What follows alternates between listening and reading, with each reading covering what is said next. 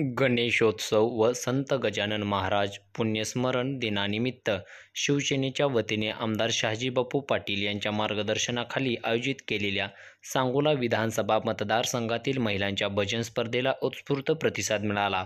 या स्पर्धेत 24 भजनी मंडळे सहभागी झाली होती. सांगोला शहरातील प्रत्येक सहभागधारक महिला भजनी मंडळ आणि सांगोला विधानसभा मतदारसंघातील प्रत्येक सहभागधारक ग्रामीण महिला भजनी मंडळास प्रोत्साहन बक्षीस देण्यात आली असल्याची माहिती या स्पर्धेचे संयोजक शिवसेना सांगोला शहर उपप्रमुख तथा माजी नगरसेवक सोमेश यावलकर यांनी दिली.